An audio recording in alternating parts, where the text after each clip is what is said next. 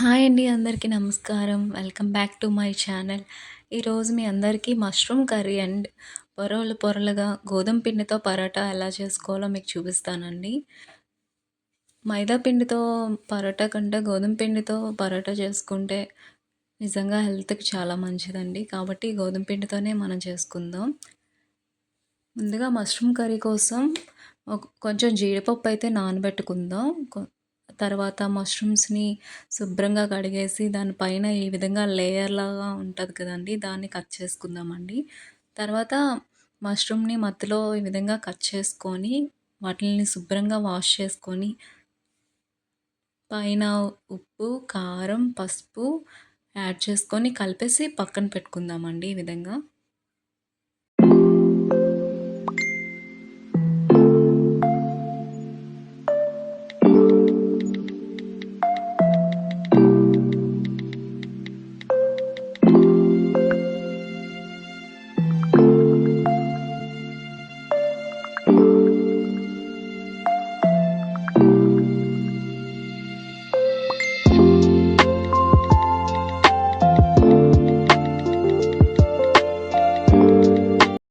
తర్వాత stove on చేసుకొని కళాయి పెట్టుకొని ఆయిల్ వేసుకుందాం.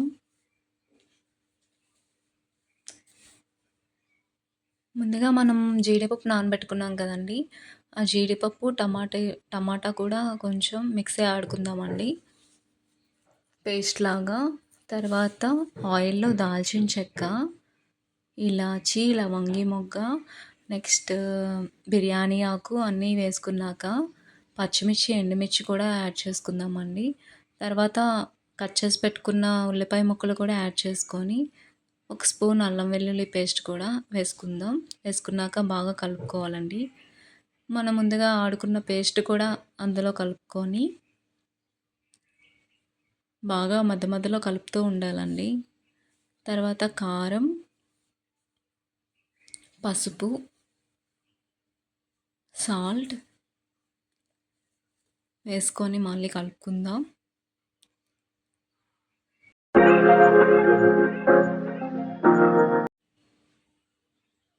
మనం ముందుగా పెట్టుకున్నాం కదండీ! ఉప్పు, కారం, పసుపు అన్నీ యాడ్ చేసుకున్న మష్రూమ్ కూడా ఇందులో వేసుకుందాం. వేసుకున్నాక కలుపుకొని గరం మసాలా, తర్వాత వాటరు, కొత్తిమీర కూడా వేసుకొని బాగా దగ్గరగా అయినంత వరకు మూత పెట్టేసి ఉడికిద్దామండి. ఉడికించాక ఒక 5 మినిట్స్ ఇలా మూత పెట్టి తీసిన తర్వాత ఎంతో టేస్టీగా, రుచికరంగా మష్రూమ్ కర్రీ రెడీ అండి. మీరు కూడా ఒకసారి ట్రై చేయండి.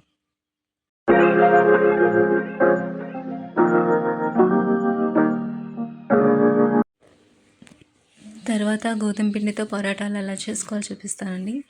వీటి కోసం నేను 2 గిన్నెలతోని గోధుమ పిండి తీసుకున్నాను. మీడియం సైజ్ గిన్నెలతో సాల్ట్, వాటర్ వేసుకొని బాగా కలుపుకున్నానండి. ఈ పరోటాకైతే ఆయిల్ అయితే చాలా ఎక్కువ పడుతుంది. ఎంత బాగా కలుపుకుంటే అంత నీట్‌గా పొరలు పొరలుగా వస్తూ ఉంటాయండి. చాలా మెత్తగా కలుపుతూ ఉండాలి. కలుపుకున్నాక కూడా ఆయిల్ వేసి ఒక 5 మినిట్స్ పక్కన పెట్టుకోవాలండి. మళ్ళీ తీసేసి ఆయిల్ చేతికి అది రాసుకొని దాని మీద మళ్ళీ ఆయిల్ వేసి బాగా కలుపుకోవాలండి. ఈ విధంగా నేనైతే కలిపేసి పక్కన పెట్టుకున్నానండి. తర్వాత మనం గోధుమ పిండి కిందన వేసి చపాతీకి ఎలా అయితే పాముకుంటామో ఎంత పలుచగా అయితే అంత పలుచగా పాముకొని ఒక చాకుతో లేయర్స్ లాగా కట్ చేయాలండి పరోటా మొత్తం. పైన ఆయిల్ అప్లై చేయాలి చపాతీకి పైన. ఈ విధంగా ఆయిల్ అప్లై చేశాక చాక్‌తో పొరలు లైన్‌గా కట్ చేయాలండి. కట్ చేశాక దాన్ని అంతటిని ఒక దగ్గరికి తెచ్చేసి రౌండ్‌గా చుట్టి దాన్ని చేసేటప్పుడు మాత్రం మళ్ళీ జాగ్రత్తగా పామాలి. లేకపోతే అంత పొరలుగా రావు కాల్చేటప్పుడు. అందుకే నెమ్మదిగా చపాతీ కర్రతో నెమ్మదిగా పామాలండి చేసేటప్పుడు.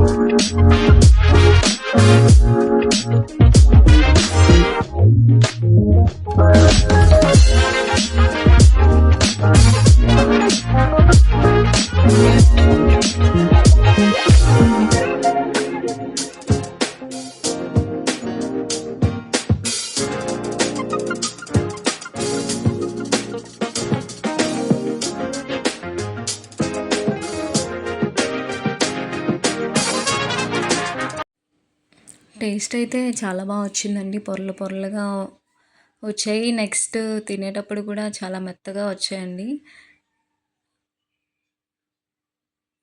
Thank you for watching. Please subscribe.